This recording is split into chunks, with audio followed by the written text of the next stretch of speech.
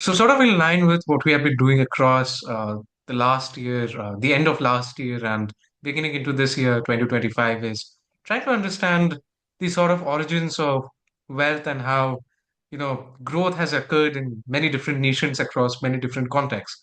And in line with that same spirit, we have Professor Oded Galor here with us today. Now, Professor Galor is the Herbert H.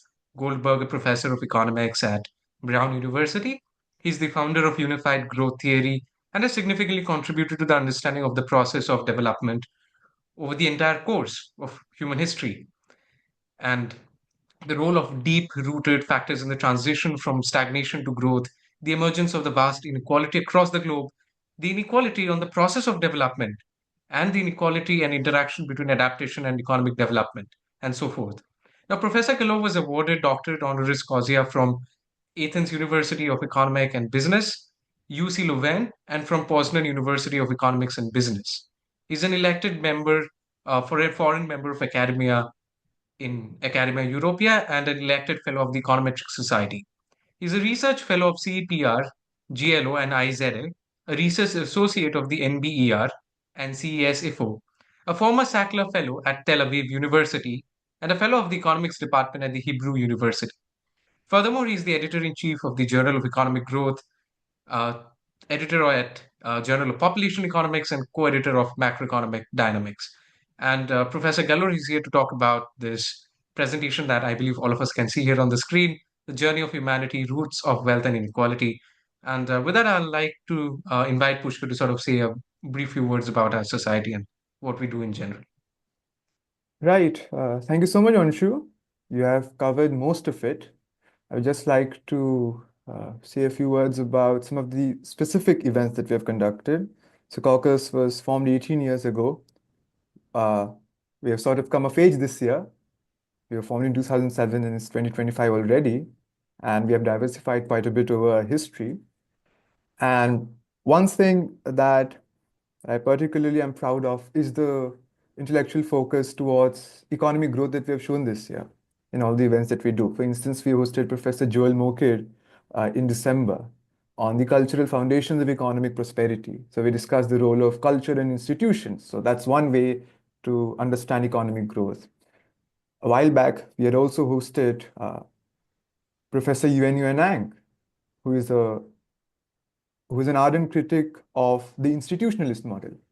And it's been really interesting to listen to all these scholars and the different views that they present. And I was very gratified when Professor Galor reached out, responded to my invitation in December. And finally, it's been a while, and we've discussed a lot of different worldviews since then. And I'm really glad that Professor Galor has agreed to speak with us today, discussing his wonderful theory, which unifies it all. It comes up with a unified theory, growth theory, as he calls it. So thank you very much, Professor Galor, and I'm very eager to listen to your presentation and learn more from it. Thank you so much, Professor Galor. Please take over. Thank you very much. Well, I'm delighted to address your group and to share with you some of the knowledge that I gathered over decades of research. So my focus today will be on a recent book that I released, The Journey of Humanity, that was released recently in 33 different languages across the globe. And The Journey of Humanity, to a large extent, is an attempt to understand the evolution of human societies since the emergence of Homo sapiens in Africa nearly 300,000 years ago. So as I said, my lecture will focus on the journey of humanity, the evolution of societies since the emergence of Homo sapiens in Africa nearly 300,000 years ago. To a large extent, this will be an attempt to explore two fundamental mysteries that are associated with this process. What I defined as the mystery of growth, namely the roots of the dramatic transformation in living standards that occurred in the past 2 centuries after hundreds of thousands of years of stagnation, and the mystery of inequality, namely the origins of the vast inequality in the wealth of nations, why some countries are rich and others are poor, and why inequality in the world economy has increased so significantly in the past 2 centuries. Well, over most of human existence, as suggested by Hobbes, human life was nasty, brutish, and short. In fact, it was remarkably similar to that of other species on planet Earth. Humans were preoccupied by survival and reproduction. Living standards were very close to the subsistence level, and there were minor differences in living conditions across time and across space. In fact, only a few centuries ago, 1/4 of newborn died before reaching their first birthday, and nearly half of them did not reach their reproductive age. Large number of women perished during childbirth. Life expectancy fluctuated in a very narrow band of 25 to 40 and rarely exceeded 40. And perhaps more strikingly, an economic crisis did not lead into belt-tightening, but rather to mass starvation and extinction. And then, in the past 2 centuries, humanity has experienced this incredible metamorphosis, an incredible transformation in living standards within and across societies. Income per capita in the world as a whole has increased 14-fold. Life expectancy has more than doubled, and a great divergence occurred in the wealth of nations in the past 2 centuries. In order to understand this dramatic transformation, consider for a moment residents of the city of Jerusalem 2,000 years ago. Jerusalem at the time of Jesus, if you wish. And whisk them in a time machine forward to Ottoman-ruled Jerusalem at the beginning of the 19th century. Despite this nearly 2,000-year jump in the course of human history, these individuals will be able to instantaneously adapt to the new environment. Past knowledge would be largely applicable. Technological improvements would be merely incremental.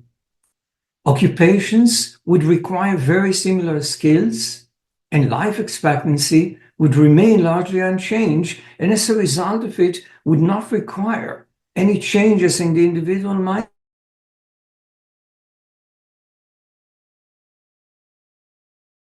instantaneously. But now, take these individuals from Ottoman-ruled Jerusalem at the beginning of the 19th century and bring them into today's Jerusalem in the 21st century. This would be a shocking experience. Past knowledge will be largely obsolete. Modern technologies would appear as witchcraft.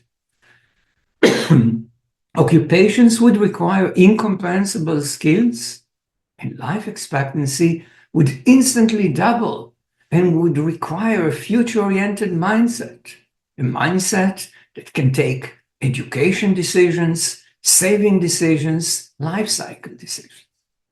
So something very dramatic occurred in the past 200 years, something that has not occurred earlier over the 300,000 years of human existence. So in contrast to a popular view that living standards has increased gradually in the course of human history, in fact, it is technological progress that accelerated gradually in the course of human history, but it had only a modest impact on the standard of living. It contributed primarily to the explosion of the world population, but as I said, it had a negligible impact on living standards over most of human society. And as a result of it, the recent rise in living standards reflects what I will call a phase transition, namely transformation that occurred once a tipping point has been reached. Now, to capture this metamorphosis, consider for a moment the evolution of income per capita in the world as a whole in the past 2,000 years. As you can see here quite strikingly, over most of human history, income per capita is very close to the subsistence level. fluctuated around this subsistence level for a long period of time. And then, in the course of industrialization, we see this dramatic eruption, if you wish, in living standard. 14-fold increase in the standard of living within and across societies. In fact, if you take this figure and you remove the labels from the x-axis and the labels from the y-axis, and you will present this figure to a random scientist, and you would ask this individual, what is this figure represent? This person will say, well, most likely, this is a representation of some tectonic activity, a major eruption. But what we see here is, in fact, an eruption that occurred in the course of human history in the context of the standard of living. As I said, over the entire course of human history, living standards is very close to the subsistence level, and then suddenly, in the past 200 years, we see this incredible transformation, the emergence of economic growth, and 14-fold increase in the standard of living across societies. But interestingly enough, when this takeoff is taking place, it does not take place at the same time period across the globe. Some societies, some regions of the world are taking it off earlier than others. Western Europe and the offshoots in North America are taking off as early as the beginning of the 19th century and possibly even earlier. Other regions of the world are lagging behind and are taking off only towards the end of the 20th century and even later. And as a result of it, given the fact that the takeoff is associated with a 14-fold increase in living standards, there is an incredible increase in inequality across the globe. At the beginning of the 19th century, in 1800, as you can see in the graph, the ratio in income per capita between the richest and the poorest region of the world is only 3-to-1. And if you look at it today, it is 20-to-1 and can be even 100-to-1 depending on how you define regions. So something very momentous occurred in the course of the transition from stagnation to growth, something that stands behind much of the inequality that we see across the globe today.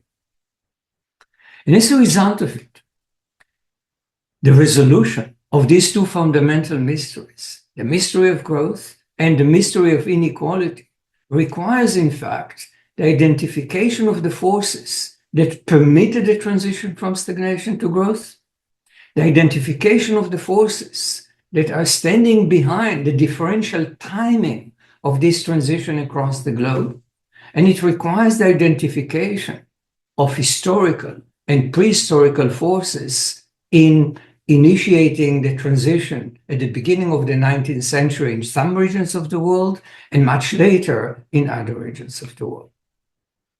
And naturally, the resolution of these mysteries will provide us with important insights about the design of strategies, the design of policies that could mitigate inequality across the globe.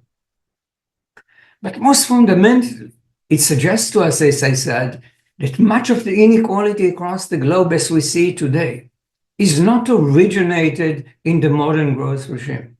It is originated in the distant past and the forces that were formed during this time period, and as a result of it led into differential evolution of societies in the past 200 years. And as a result of it, in order to understand the process of development as a whole, we need to design a unified theory of economic growth, a theory that will encompass the process of development in its entirety, a theory that will encompass the modern growth regime, but at the same time, the Malthusian epoch that characterized most of human existence. So if you think about neoclassical growth theory does not shed any light on the two main mysteries of the growth process. Economies in, say, the Solow model are assumed to operate in the modern growth regime. And as a result of it, there is no insight by construction about the origins of economic growth. But in addition, these models are assuming diminishing returns to physical and human capital, diminishing returns to technological progress, and as a result of it, they predict reduction in inequality and convergence across the globe. But as I just showed you, in fact, in the past 200 years, we see an incredible divergence across regions of the world.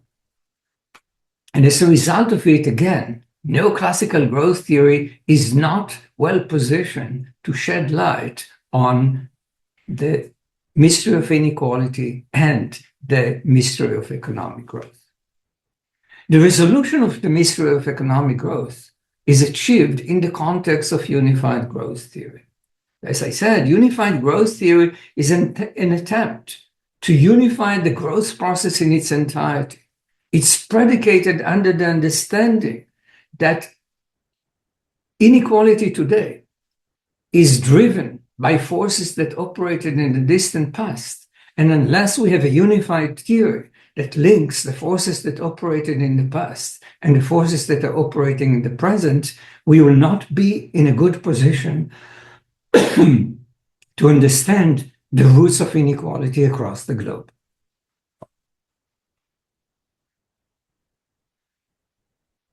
So to a large extent, unified growth theory is capturing the entire process of development, and in particular, the three most fundamental phases that characterize this process: the Malthusian epoch, the post-Malthusian regime, and the modern growth regime. The Malthusian epoch emerges at a time where Homo sapiens is emerging in Africa 300,000 years ago. And it spans literally 99.9% of human existence. It lasts till the eve of industrialization in the context of the most developed societies in the world. And this period is characterized by fascinating dualism: stagnation in living standards, along with dynamism in technology, population, and human adaptation. And it is this dynamism that after 300,000 year period is generating the initial process of economic growth, permits the transition into the post-Malthusian regime, in which the growth in income per capita spike along with the growth in population, and ultimately in the aftermath of the demographic transition, where the growth process is freed from the counterbalancing effect of population, we see the emergence of the modern growth regime. So to a large extent, unified growth theory maintains that in order to understand the inequality in the modern growth regime, we have to understand the forces that operated and percolated during the Malthusian epoch and led ultimately into the emergence of the modern growth regime. So, as I said, the Malthusian epoch is characterized by this fascinating dualism: stagnation along with dynamism.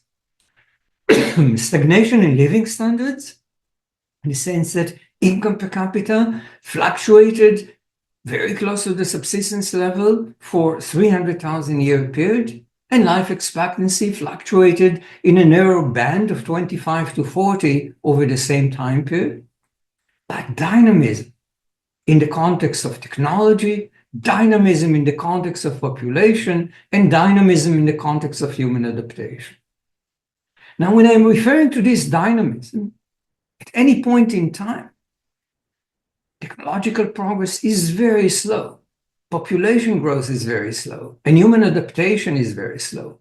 But over 300,000 year period, humanity is moving from employing stone tool technologies to steam engine technologies. The size of the human population increases from about 2.5 million in the eve of the agricultural revolution 12,000 years ago to nearly 1 billion people in the midst of industrialization, 400-fold increase despite economic stagnation. And we see great amount of adaptation of the human population to the surrounding in which they operate. And it is this Malthusian dynamism that is ultimately triggering the transition from stagnation to growth and bringing about the prosperity that we see across the globe, along with the incredible inequality in the wealth of nations.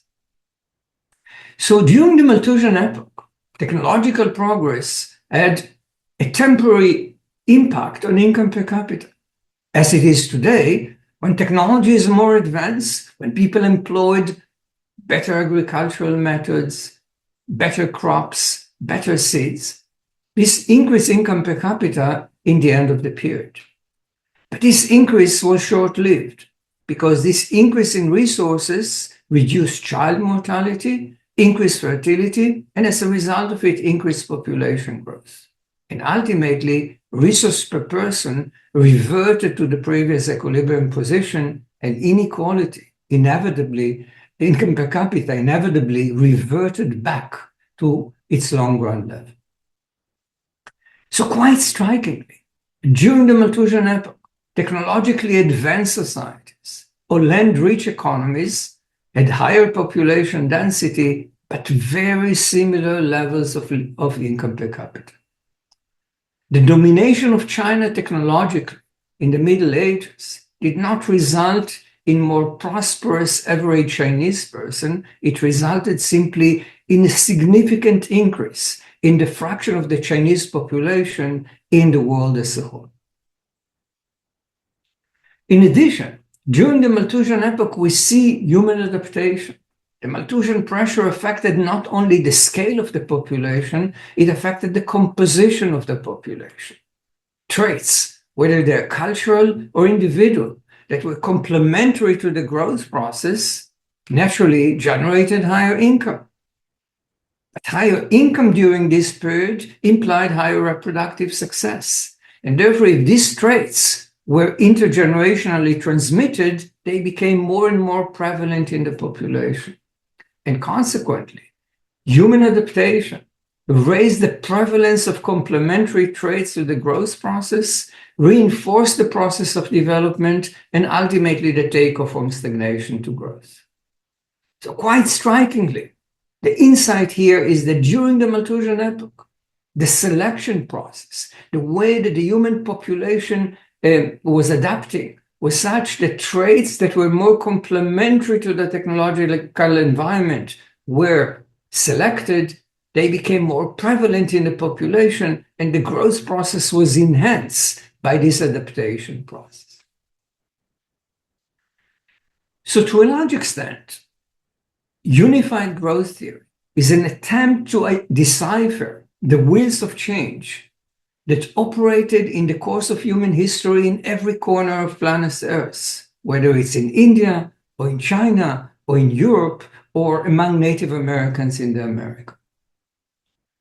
Namely, to find universal forces that operated everywhere in the course of human history and ultimately brought about the transition from stagnation to growth. And it is the size of the human population, the composition of the human population due to adaptation and technological progress that are forming this trio, the wheels of change that are governing the process of development across planet Earth. But importantly, the rotations of these wheels of change is not universal. The speed of the rotations is not universal. Different initial conditions, geographical conditions, human diversity, and their implications for culture and institutions cause the wheels of change to rotate in a differential pace across the globe. Some societies were able to take off earlier than others, and as a result of it, we see this great divergence that occurred across the globe. So back to the wheels of change. During the Malthusian epoch, the scale of the human population and the adaptability of the human population affected technological progress. More people, more potential innovators. More people, more demand for innovations, and as a result of it, more technological progress. But in turn, technological progress expanded resources and allowed more people to be supported. So technological progress generated greater population size and more adaptable population. And as you can see here, these wheels of change reinforce one another in the course of human history. Humanity started with a given population. This population advanced technologies that supported even larger population. And this larger population supported even faster technological progress that supported more people, more adaptable people, and further technological progress. And these wheels of change rotated very, very slowly over a 300,000-year period without generating any impact on the standard of living. When technology arrived, income per capita increased temporarily, but then declined to the previous equilibrium position. But then, after 300,000 years of reinforcing interaction, technological progress accelerated beyond the tipping point. And beyond this tipping point, suddenly, the technological environment started to change so rapidly that human capital, skilled individuals, became essential to cope with this changing technological environment. As a result of it, parents started to invest in the education of their children. But given the fact that they had very limited resources, they were forced to economize on the size of their families. And we see this dramatic decline in fertility that is associated with the so-called demographic transition. This decline in fertility caused the Malthusian equilibrium to vanish and free the growth process from the counterbalancing effect of population. It's no longer the case that the growth process was counterbalanced entirely by population growth. And consequently, technological progress, human capital formation, and the decline in population growth, all these three forces contributed to the emergence of sustained economic growth. So to a large extent, as you can see here, the wheels of change, the composition of the human population, the size of the human population, and technological progress operated universally across the globe. But the pace of the rotation was specific to each region. They reinforced one another. And as a result of it, inevitably, technological progress at a certain point reached a critical point in which the environment changed so rapidly so as to cause a demand for educated individuals that can navigate this stormy economic environment. Parents started to invest in the human capital of their kids. This generated a phase transition, a decline in fertility that shifted the world into the modern growth regime. Now, one of the ingenuity behind unified growth theory is the underlying forces that generated this phase transition. As I said, what we see in the course of human history is that technology is advancing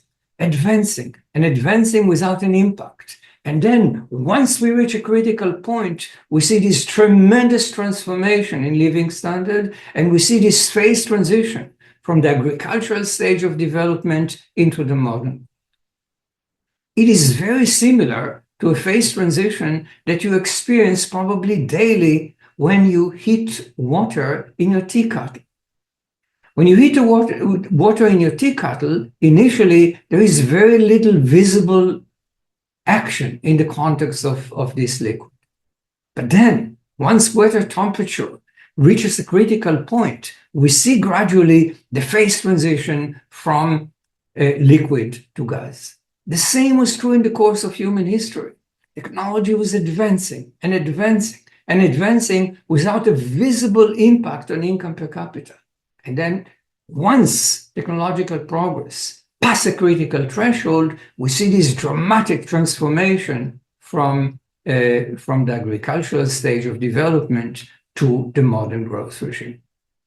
But interestingly enough, in order to understand the divergence in inequality across the globe, again, think about the liquid gas metaphor. When you observe the tea kettle, you must have noticed that not all water molecules are converted at once from liquid to gas. The same is true in the world economy. Not all societies moved at once from the agricultural stage of development into the industrial stage of development.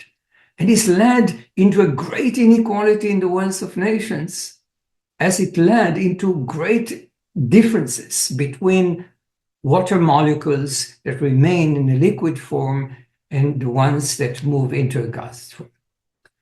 And what determined partly the conversion rate in the tea kettle is the position of these water molecules in the tea kettle. And this is true in the context of the world economy. The geographical location of different societies was instrumental for either their development or their delayed development across the globe. Namely, at a certain point, there was a geographical lottery that dictated the, if you wish, the ability of some societies to flourish and the inability of some societies to flourish in this time period in which the bifurcation took place. So if we think about the roots of inequality, namely the origins of this incredible inequality that we see across the globe today versus the lack of inequality in the 1800s, it is very important to note that much of this inequality is mechanical in the sense that it has to do with the differential timing of the transition from stagnation to growth. Those societies that took off earlier magnified their distance relative to the rest.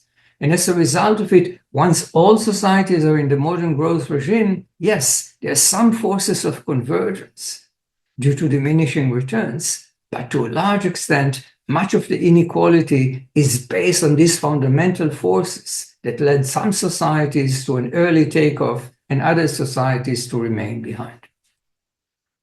So when we think about variations in inequality across the globe, uneven development, we typically, and this was sort of the state of the art about 30 years ago, that people said, well, why some countries differ from one another? They differ from one another because they differ in their human capital formation. Some societies are more educated than others. They differ from one another because they differ in their physical capital accumulation. Some are using advanced machineries and others less so. And they differ because some societies are adopting advanced technologies and others are using relatively less advanced technologies. But this doesn't take us anywhere, because naturally the question is why some societies fail to invest properly in education, why some societies fail to invest properly in machinery, why some societies fail to adopt advanced technologies. And this suggests to us that, in fact, much of the inequality that we see across the globe has to do with historical and prehistorical barriers to the process of development, namely forces that permitted some societies to be well positioned to invest in human and physical capital and to adopt new technologies, whereas others, because of friction, institutions, culture, and geographical conditions, were left behind. So to a large extent, the journey of humanity explores the historical roots of inequality. Deep roots such as colonialism, institutions, and cultural characteristics, and ultimate roots, namely the roots that are standing even behind colonialism, institution, and cultural characteristics, namely geographical characteristics and population diversity. So when we think about colonialism, colonialism has been associated with extraction. Colonialism was associated with asymmetric trade.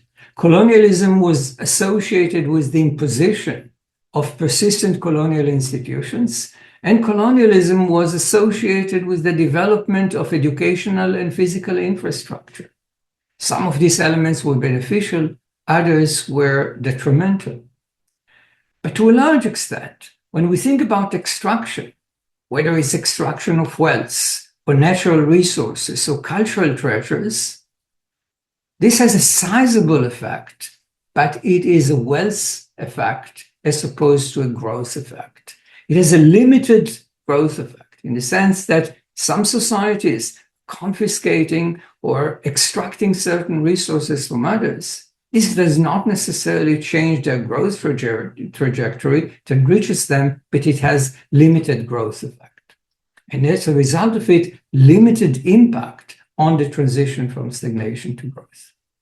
But one aspect of colonialism is very important for the understanding of the growth process. And this is the impact of colonialism on asymmetric trade. And this can resonate particularly well in the context of India and the trade relationship between India and England. So colonies during this time period were induced to specialize in the production of agricultural goods and raw material. If you observe India and England towards the end of the 18th century, the textile industry in the two societies are not very different in their development. But nevertheless, at the moment that colonial forces and colonial incentives are being placed, then India is in fact induced to specialize in the production of agricultural goods and raw material. Why is it so important? Because agricultural goods and raw material have very low human capital content. And as a result of it, it reduces the demand for human capital, reduces the demand for educated people. And as I said, it is human capital formation that triggers the fertility decline that ultimately permit the transition to the modern growth regime. And as a result of it, trade and its the incentive that it provides to specialize in goods that has limited human capital content is delaying the takeoff from stagnation to growth among the colonies. In the context of the colonizers, think about England in this respect, this permits England to specialize in the production of manufactured goods.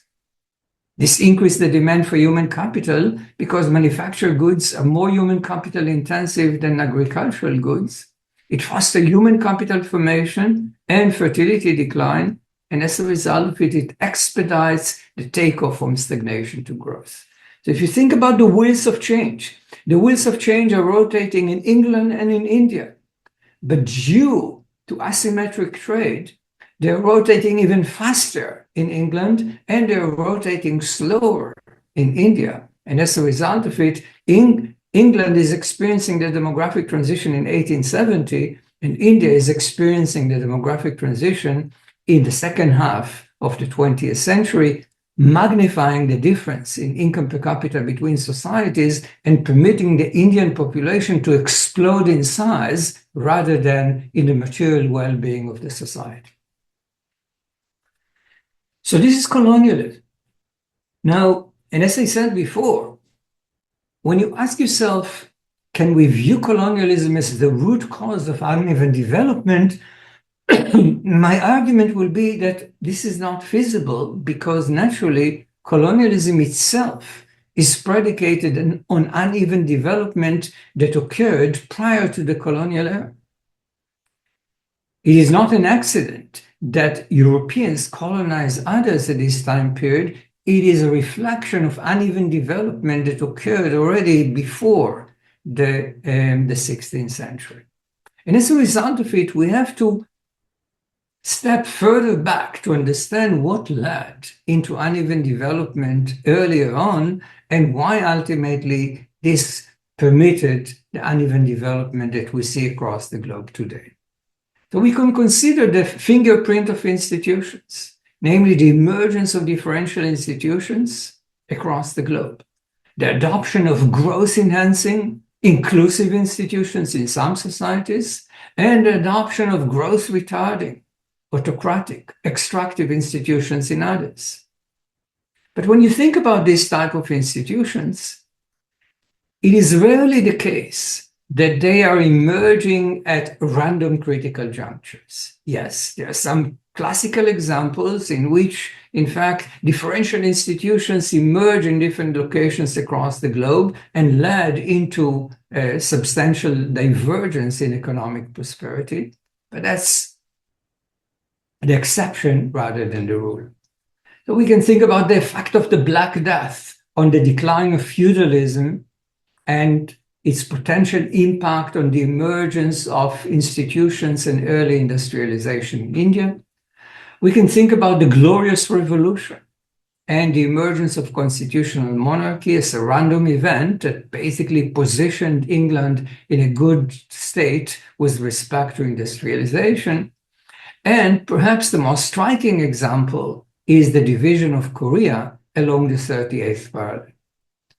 As you know, in the aftermath of World War II, the Korean peninsula, that is largely homogeneous geographically and certainly homogeneous ethnically, is divided along the 38th parallel into sphere of influence of the Soviet Union in the north and sphere of influence of America in the south. And this division, after a 70-year period, is leading into a tremendous gap in economic prosperity between the north and the south. South Korea is 24-fold richer than North Korea. And naturally, this cannot be attributed to geographical environment. This cannot be attributed to differences in culture or ethnicities. It is the same people, the same geographical conditions. And here, institutions can explain virtually 100% of the variations between the North and the South. But as I said, this is the exception rather than the rule. Institutions mostly evolve gradually in the course of human history. The Neolithic Revolution, the transition to agriculture that occurs as early as 12,000 years ago, led into higher population densities and ultimately into the emergence of cities, states, and even empire. And consequently, this increase in population density generated a tremendous demand for institutions that can regulate the behavior of individual and allow individual to coexist and cooperate within society. Another important element has to do with the structure of the geographical geography in which societies existed. You think about Europe. It is largely viewed as characterized by land fragmentation. It's not an accident that Europe is divided into a large number of small states in comparison to China. In China, on the other hand, we see this geographical connectivity that allowed the empire to unify and then to remain so for a long period of time. And what is the impact of these geographical characteristics? In Europe, land fragmentation led into political competition between different polities and ultimately into the emergence of inclusive institutions. In China, in contrast, geographical connectivity led into political uniformity and extractive institutions as we see till today. So again, it is geography that led into the divergence of the type of institutions that we see rather than institutions that are emerging out of the blue. Another important example is the suitability of land for large plantations. Focus, for instance, on Mesoamerica, where crops that are native to this location requires large plantation. Large plantation implies that ultimately large landowners will emerge. These landowners will have significant economic and political power, and ultimately they will use this concentration of political power to generate extractive institutions, and even slavery has occurred in these locations. So again, geography is leading into differential institutions across the globe, and that's important to note. Now, what about informal institutions? The cultural factor, if you wish. So we know that adherence to cultural norms was essential for survival, particularly in the distant past. Cultural norms reflected the cumulative collective wisdom of society, and they permitted individuals to act as if based on the understanding of their surrounding. Individuals, to a large extent, were not very knowledgeable, but the cumulative wisdom permitted them to act as if they understand their surroundings.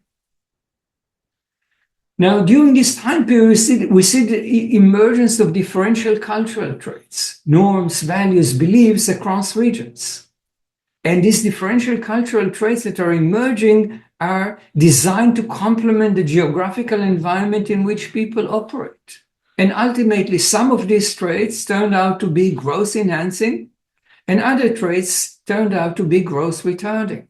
But this was, when these traits emerged, they were optimal to the environment. In the long run, it turned out that they were either growth enhancing or growth retarding. But again, even in the context of cultural traits, there are rare instances of random cultural mutations. To a large extent, geography affected the type of cultural traits that emerge. And here are two simple examples. One of them is the impact of high crop yield on the development of long-term orientation. So in places where the native crops generated high yield, planting and harvesting was very profitable engagement. And as a result of it, people were forced by nature to farm the land, and as a result of it, to plant, to harvest, and to store seeds for the next period production. This engagement permitted, in some sense, nature to train individuals to be future-oriented, because the activity by nature was future-oriented. And as you know, future-oriented mindset is the most important single element in the context of the growth process. It affects education decisions, saving decisions, and technological adoption. And in fact, it has very strong geographical roots, and there are great variations in future-oriented mindset across the globe. Another example is the suitability of the land for the use of the plow. In places where the land was suitable for the use of the plow was adopted earlier. But the plow requires significant amount of upper body strength, and as a result of it, it gives a comparative advantage for men in agriculture that is based on plow. So prior to the introduction of the plow, agricultural work is shared evenly between men and women. But the introduction of the plow is providing comparative advantage to men because of physical force, and generates a gender division of labor. And this gender division of labor is ultimately resulting in gender biases in society. So if you link, for instance, labor force participation today to the use of the plow in the past, you will see a very strong association. Those that use the plow earlier suffer from lower labor force participation today. And if you link crop yield to future-oriented mindset, again, those societies that were engaged in farming based on high crop yield tend to be much more future-oriented than other societies. So this suggests to us that geography is a very long shadow. Geographical characteristics such as soil quality, climate, the disease environment, and geographical isolation has an indirect long shadow impact on the evolution of both cultural and institutional characteristics.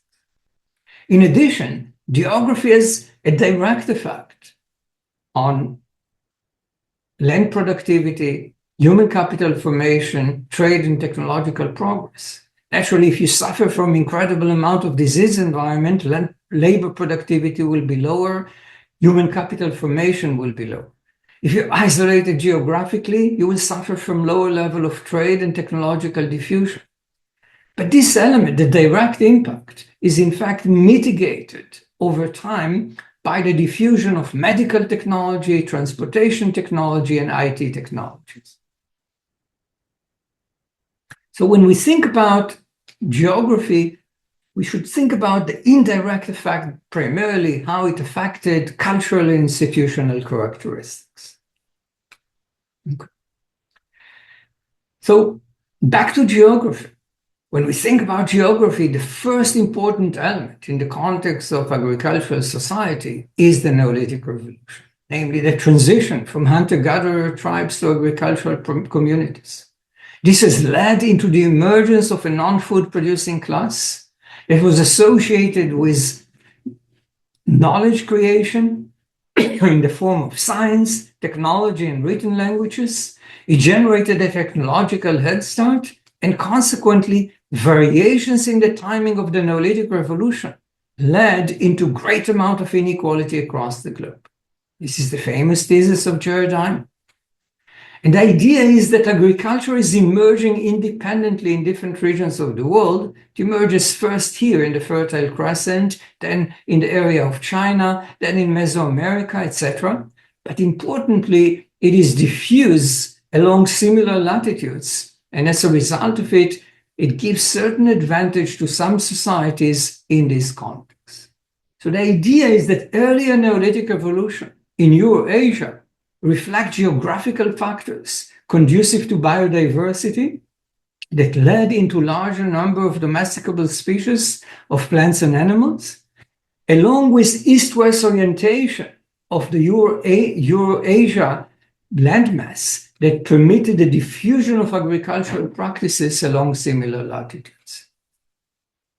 And as a result of it, an early onset of the Neolithic Revolution was beneficial in terms of technological advancement in the Middle Ages due to the technological head start, although, unlike the Diamond thesis, it had no impact on economic prosperity today.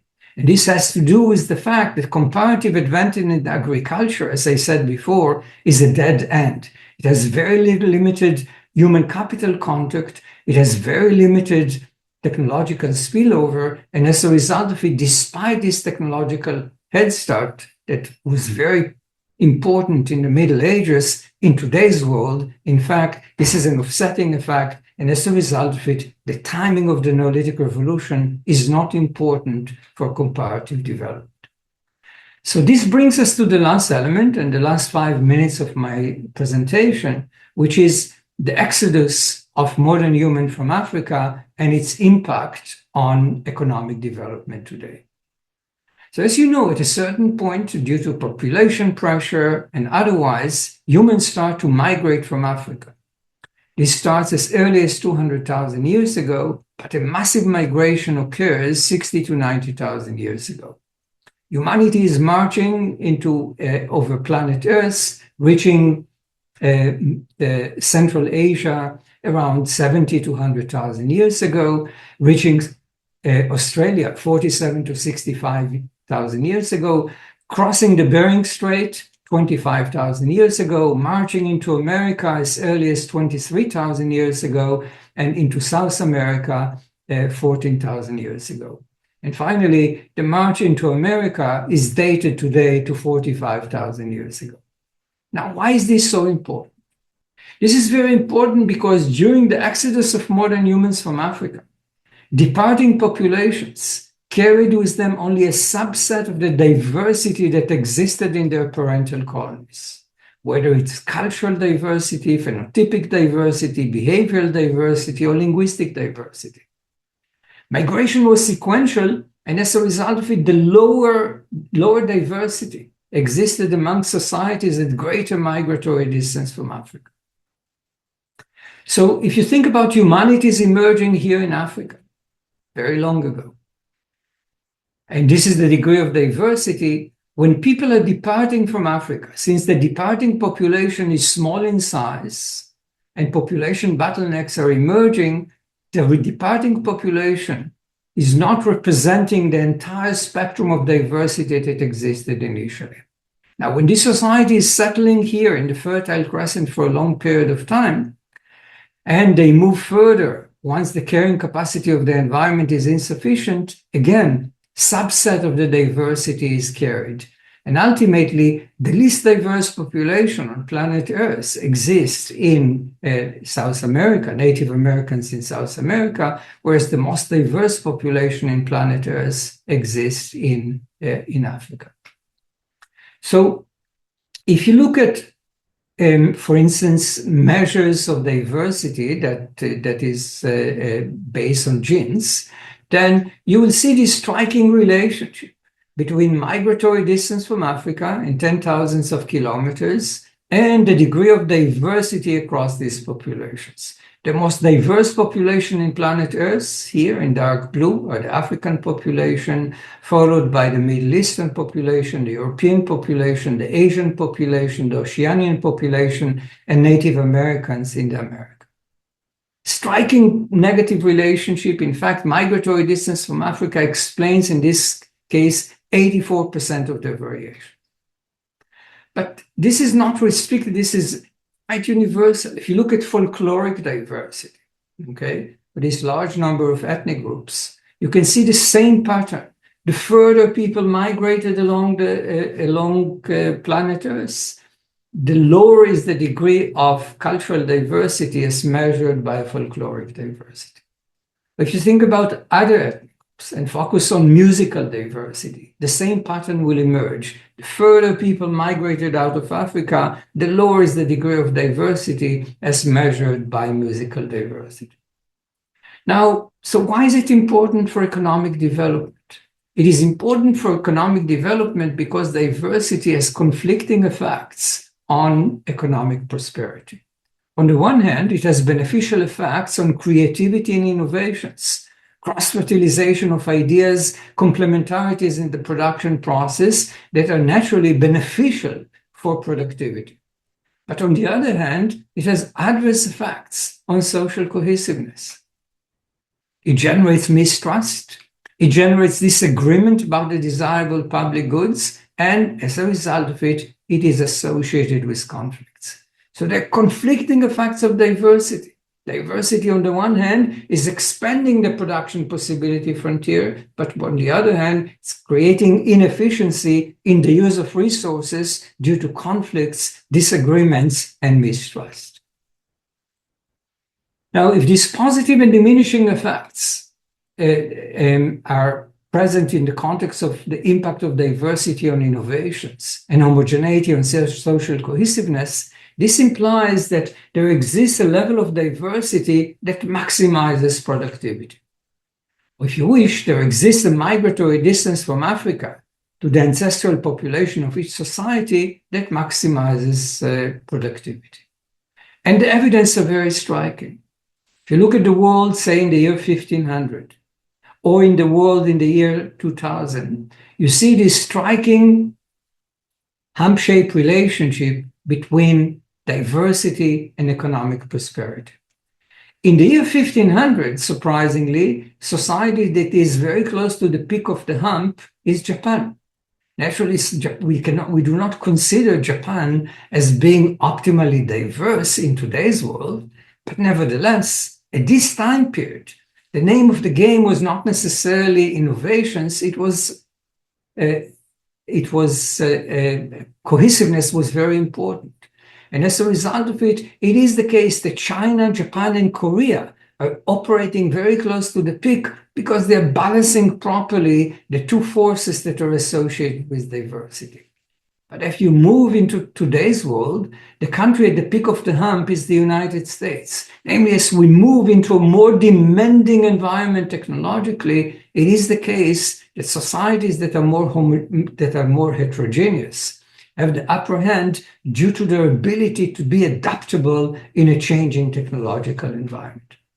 And this is true in the context of countries, and this is true if you look at all ethnic groups across the globe.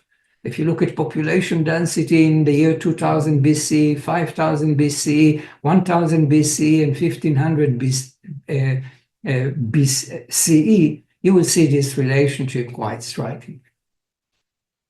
So the important element here is that, as I said before, the wheels of change, the size of the human population, the composition of the human population, technological progress, operated relentlessly in the course of human history across all areas of planet Earth. And sooner or later, technological progress reach a critical threshold beyond which human capital was essential in order to cope with the rapidly changing technological environment. This led into investment in human capital, rapid decline in fertility, and a transition into the modern growth regime. But these wheels of change did not operate in a vacuum. They were affected by institutions, they were affected by culture, they were affected by geography, and they were affected by human diversity. And consequently, when we think about the world today and the inequality that we see across the globe today, it has to do with the fact that the pace of the rotation of the wheels of change was not universal across the globe due to what I defined before, the geographical lottery, due to the lottery in the context of migratory distance from Africa, and their impact on institutions and culture. So when we think about the future journey of humanity, does it imply that history is a fate? Does it imply that we have some sort of geographical determinism or historical determinism? Not at all. In fact, the main message of the journey of humanity, the book that I wrote, is that by considering our history, we will be in a better position to design our future. Namely, growth-enhancing policies ought to be uniquely designed for each particular country. One policy will not fit all nations. Each country has its own history, its own institutional structure, its own cultural heritage, and as a result of it, we would like to mitigate inequality across the globe. We will have to design policies based on the recognition of these forces and how they affected individual countries differentially.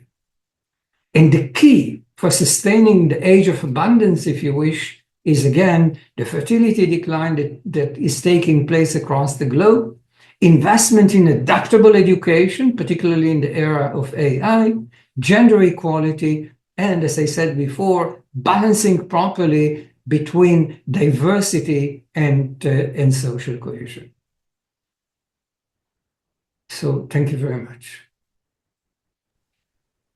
Thank you so much, sir, for such a wonderful and elaborate presentation. There are a lot of questions that are rumbling in my mind. And at this moment, I'll ask everybody who is watching this presentation to either send in their questions in the chat box. That's one way they can ask it if they're not in a position to verbally ask it. Or they may raise their hand and then they may switch on their camera and raise their hand and ask their question verbally. So those are two ways. And while everybody thinks or perhaps frames their questions, I will go ahead with a few preliminary questions that come to my mind after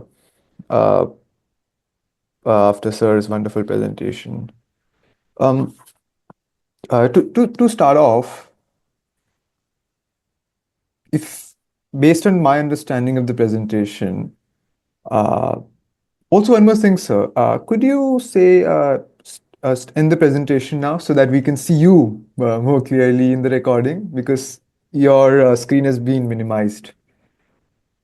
Right, wonderful. So we can see better now. All right.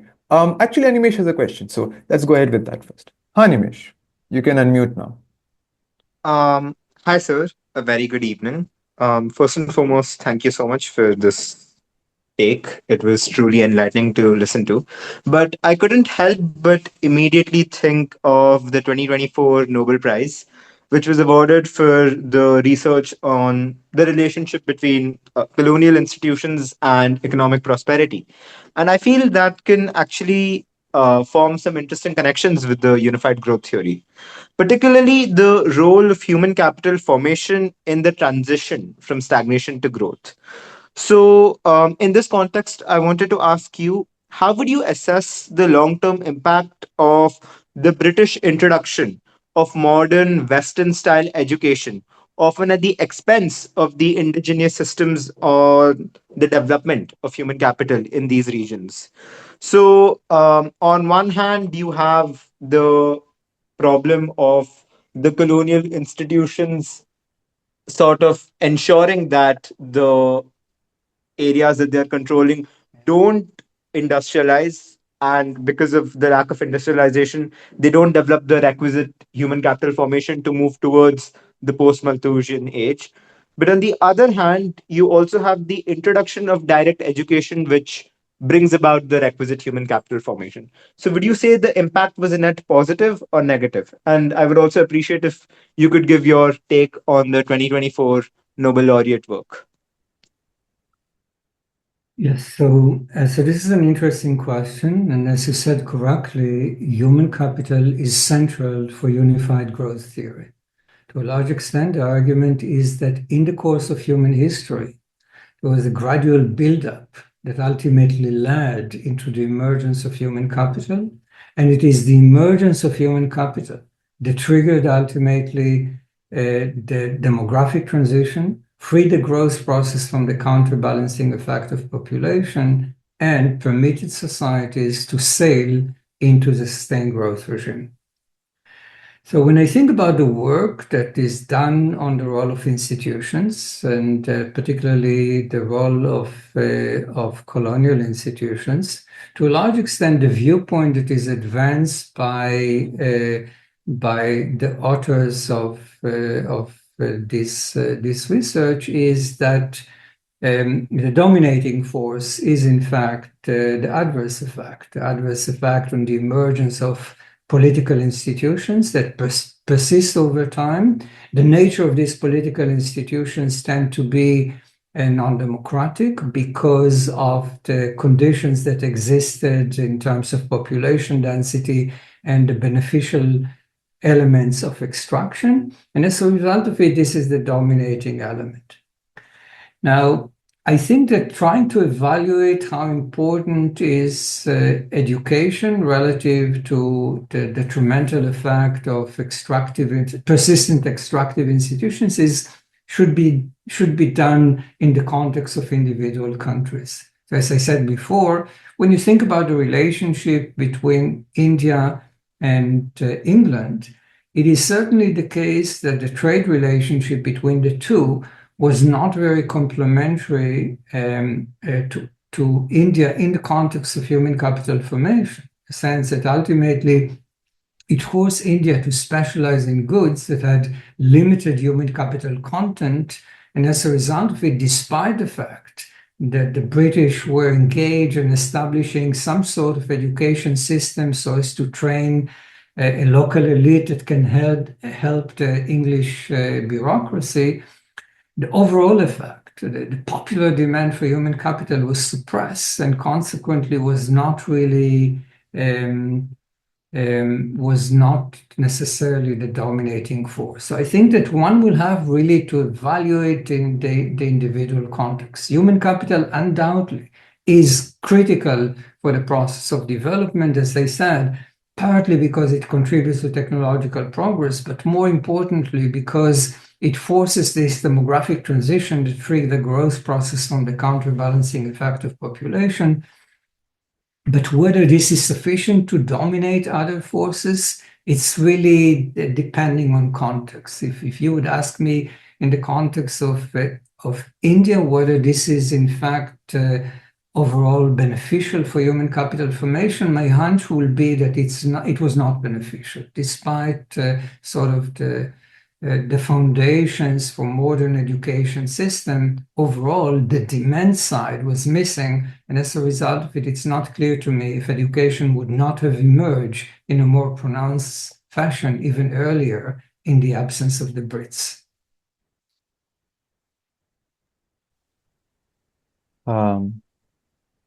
Thank you so much, sir, for that response, and also because it also allows me to ask a follow-up. Please. So my question pertains to that asymmetric trade that you mentioned. And so I've been studying the modern economic history of India this semester. So this is something that came to my mind. At least based on my reading of the paper, the comparative origins of economic development. Sorry, the colonial origins of economic development by AJR.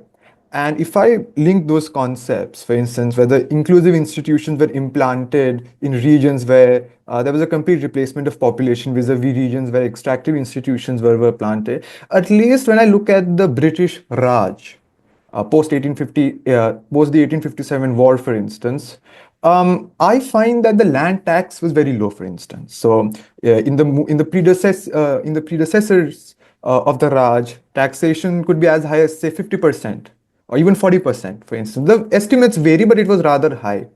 And say due to the permanent settlement, the tax went as low as 10%, say in the early 20th century. So that's quite, let's say, at least a relative reduction, if still higher than other countries. At the same time, a lot of the nationalists critiqued the integration with the global market, but I also find that there's a gradual integration of the domestic market, because India was a very diverse country at that point of time. It wasn't really a unified country the way we now perceive it to be. And there was a linkage between, say, coastal markets with the global economy, Bengal, for instance, where I come from, or Kerala, for instance. And at least one explanation of this capital accumulation that I find, say, the way Wallerstein defined it, was that you had a strong state, say there was a strong state that aided in primitive accumulation of a few capitalists. So let's say in between these two, between a statist interpretation of, say, the sort of capital accumulation you talked about, and between, say, an exaltation of laissez-faire, the way inclusive institutions, property rights, low taxes, and so on. How do you, based on your unified growth theory, perceive both these extremes? And do you think that the Raj is really the best example for, let's say, talking about extractive institutions? So it's, I mean, as I said before, it's a bit complex, and not being an expert on and the economy of India, I'm not in a good position to really evaluate it in the context of the Indian context, but more broadly, as I said, there are different forces that are operating. It's very complex. I mean, so there is an element, as you said, if you think about India and the construction of the railway and infrastructure that naturally was not necessarily designed in order to benefit the Indian society. It was simply designed to assure that, in fact, resources are shipped efficiently to Europe. And then ultimately there were consequences that were not necessarily anticipated or were not sort of behind the mindset of the British administration at the time that benefited India. It generated, as you said, economic integration and ultimately political integration. It generated sort of an initial infrastructure for education that persisted and ultimately permitted the modern education system that we see at the moment in India. But at the same time, as I said, there was sort of major hurdles in the context of development, and the major hurdles that I see predominantly a sort of specialization in goods that are very problematic for economic development. Specialization in goods that have very limited human capital content, and as a result of it are not conducive for development. Specialization in goods that have not only very limited human capital content, have very limited technological externalities, very limited spillovers from a technological viewpoint. So I think that this is, when I think about the big picture, this is my feeling is that this is the dominating element. But again, it's not a black and white story. I mean, there are different shades of gray that one has to take into account.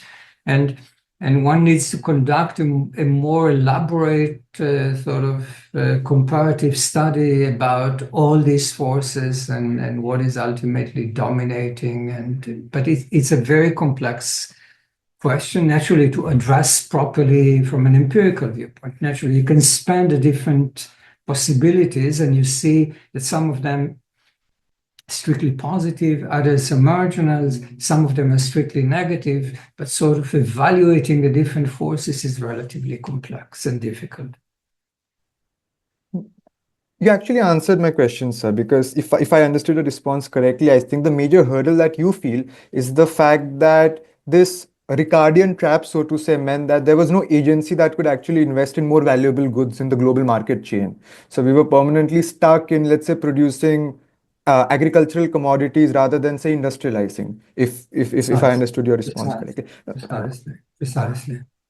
Absolutely. Another question that I've had in mind a long Because time. if you're an autarkic economy, then you need to produce all goods that are desired, and we know that some goods, as I said before, have greater human capital content and greater technological externalities. But at the moment that you can rely on the supply of manufactured goods that are imported from other places, then you specialize in a certain set of goods and you can be trapped. And in fact, I think that this is the case in the context of India. Precisely, sir. And do you think that then this sort of institutional determinism of a kind, which shows that, all right, you need low taxes, you need an open market, runs into limitations when we discuss such issues where state intervention may be desirable, let's say, infant industry protection, for instance? Yeah, so it's very complex. I mean, so naturally we are all adhering to the principle of the gains from trade. There are gains from trade. And naturally, when India was trading with England, there were gains from trade. But when you think about the gains from trade, they are not necessarily gains in the context of human prosperity, in the sense that what I argued at the time when I wrote this paper, Trading Population for Productivity, about India and the UK, is that in fact the gains from trade are distributed unevenly between the two societies. Total output is perhaps increasing in a similar fashion in both societies, but the composition of total output is different, in the sense that the boost in total output in India is predominantly by increasing the size of the population rather than the material well-being of the population, whereas the boost in total output in England is by boosting resources per person, income per person, holding the population more or less constant. So the idea is that it is very important to realize that gains from trade are there, and the countries that are trading will benefit from it, but not necessarily in the context of human prosperity. Now, to your question about infant industry argument, does it suggest to us that in fact there is a place and there is a justification for infant industry argument? Absolutely. I think that, I mean, when we think about the human capital content of industrial production, it is very important to be able to protect industry that somehow foster internally human capital formation, because this is ultimately the engine of liberation. Human capital formation, its impact on the fertility decline, and its impact on further technological progress. So and this is something I think Animesh mentioned as well with regards to, let's say, schooling that the British established, at least based on my reading of the first industrial revolution, if not the second industrial revolution, that formal education played a very marginal role in England, that you had different sorts of externalities, say, that you had Jacobian externalities of a sort, that you had a lot of ideas from from parallel industries coming in and revolutioning textile. So to what extent do you think formal educational institutions are really important for human capital formation? So a few things. So first, I mean, I think that sort of the traditional view was the view that you just expressed. So historians were adhering to the idea that human capital was really orthogonal to the Industrial Revolution. In fact, since then, I think they shifted their views quite dramatically. And there are mounting evidence about complementarity between industrialization and human capital in all stages of development. So I have a paper about it that is showing that in the first stage of the Industrial Revolution in France, there is a great amount of complementarity between technology and human capital formation. There's some papers in England that are showing something very similar. Admittedly, the demand for human capital is significantly higher in the second phase of industrialization. But again, the change in the technological environment is generating gradually an increase in the demand for human capital. So it's not the case that human capital is bringing about industrialization in England. England is not very educated in the eve of industrialization, but it is the change in the technological landscape that is basically giving the incentive to the society and parents to start to invest in education. And this occurs throughout the 19th century, reaching a peak towards 1870, 1900, and in the post-1870 period, we see the fertility decline. So again, it's very important to note that these changes in the technological environment are occurring continuously. They're much more rapid in the second phase of industrialization, so in the context of England in the post-1830 period, but they're present even in the first phase of industrialization. And as a result of it, it is the case that by focusing by protecting certain industry, you can foster human capital formation. But again, you should do it in a very wise fashion, in the sense that it is quite possible that you can ultimately invest in industry that is very low human capital intensive, in which case the demand for human capital or the human capital spillover will be very limited. Ideally, you would like to have a strategic infant industry argument in which you try to support industries that are slightly more sophisticated. Again, you don't want to do the parallel of raw material and agricultural goods by basically specializing on rudimentary manufactured goods that require very limited skill. Ideally, you would like to have a whole range of them that will gradually shift you into the desired level of demand for education.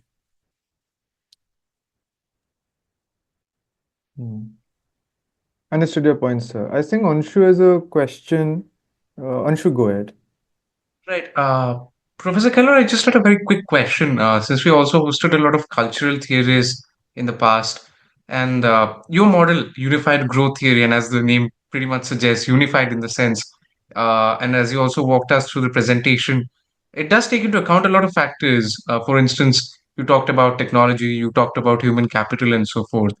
I just wanted to ask you your views on, say, something like bourgeois virtues as theorized by Professor Deirdre McCloskey, or theories on enlightenment and so forth by Joel Mokyr, and how you'd perhaps look into them, and perhaps if they are sort of things that sort of go in tangent with your own theory or not.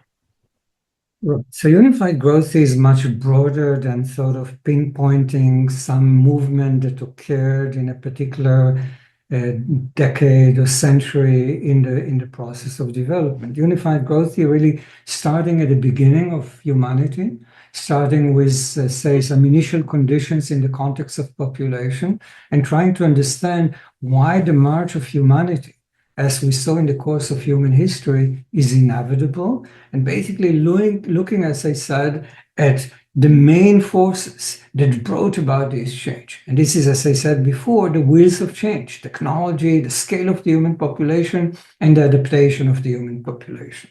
But importantly, when technological progress starts to become more and more pronounced, and the environment started to change very rapidly, part of what facilitates this is, say, the Age of Enlightenment. So, of course, the Age of Enlightenment, in which people start to trust themselves rather than being backward-looking, they start to be forward-looking, is important for somehow permitting technology to move a little faster than otherwise. I'm entirely receptive to it, but in the context of the broad theory, it's just a little, it's a little element that is fitting very well. You can fit the Age of Enlightenment in it. You can think about different elements that you mentioned and fit them in. But the idea is basically to have a broad-based theory in which you can fit any possible theory that you have, whether you think that it's very important to think about the Age of Enlightenment in the context of the evolution of societies, That's fine. You can take the wheels of change that I have and you can place within them, within this framework, the Enlightenment, and this will, as I said before, will change the pace of the rotations of the wheels of change. Yes, if you do adopt the principle of Enlightenment, if you start to be more forward-looking, naturally, you're willing to consider new ideas, you're willing to consider new technologies, you're willing to consider additional ventures and investment that were not conceivable before.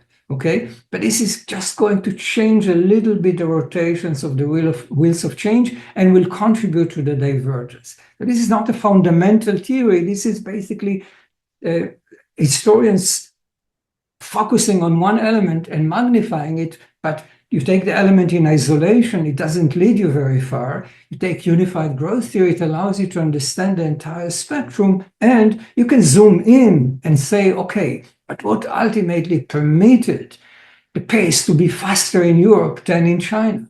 What is the contribution of the Age of Enlightenment? What is the contribution of the scientific revolution, etc.? And this will allow you to understand some of the diverging forces. But these are anecdotes. So what I try in the context of the journey of humanity, I have one paragraph that I think is sort of worth reading in particular, in which I said that human history is really full of captivating details. I mean, you know, about mighty emperors that rise and fall, about conquests, defeats, etc. If you focus on all these elements, basically human history for you will be something that is incomprehensible. And what is nice about unified growth theory is it allows you basically to decipher the most fundamental elements, what I call the undercurrents that are operating in the course of human history.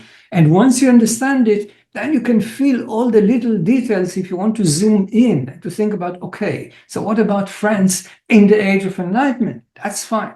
Okay, but that's the difference between economic historians that are looking at the trees and a growth specialist of my type that is looking at the forest. And I think that that's the distinction.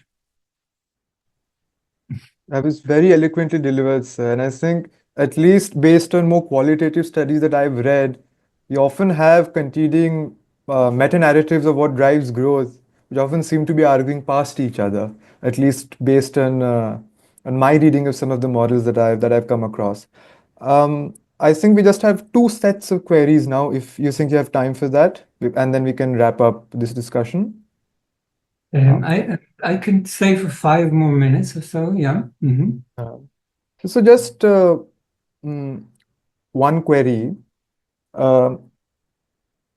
We came across, at least I came across, Gregory Clark's work on, say, the long Malthusian age, as he calls it. And there were two things that struck to me. So, I mean, in responding to his work, I think you can respond briefly to both these questions. One, he disagrees with Madison's cliometrics of growth. So when Madison talks about, let's say, growth till 1000, 81,000, and then growth after 1000 to 1820, the sort of division that Madison came up with. And I've come across similar doubts that are raised in the Indian context, where Madison's cliometrics are sort of doubted. Since you're an economist and economists are better at data than economic historians are, I think the first part of the question corresponds to that. I think the second part, which is also, say, part of his thesis, is regarding the role of social mobility in terms of what really drives growth. And social mobility is something that those of us, at least in the global south, we also deal with a lot of enduring inequalities are concerned with. So how do you evaluate his version of say the long Malthusian epoch? Right. Okay, so I think that so when I think about the Malthusian epoch and I think about the evidence behind the Malthusian epoch, I'm not necessarily referring to sort of the data that was produced by Madison necessarily. I'm basically looking at the world, looking at different measures, whether it's life expectancy, whether it's some sort of evolution in different places. And I look at the dynamics and the Malthusian fluctuations that we see in the course of human history. But there are many evidence, many anecdotes. Particularly, if you look, say, the economy of England in the aftermath of the Black Death, you can see a wonderful textbook example of a Malthusian fluctuation. massive decline in population that is bringing about an increase in the land-labor ratio, consequently in wages, then population adjusts, and 300 years later, the size of the British population remains precisely where it used to be in 1348, and real wages are reverting precisely to the same position. So I think that overall, Malthusian forces are inevitable. This is true for other species, and this is true for the human species, as long as people have no alternative for the use of resources, such as education at a certain point.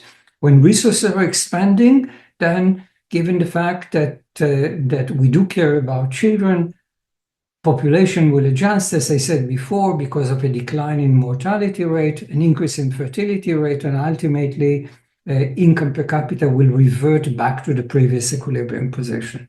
I think that the theory is very powerful, and I think that the evidence that are mounting at the moment, I mean, we see paper after paper that is basically showing us the presence of very strong Malthusian forces.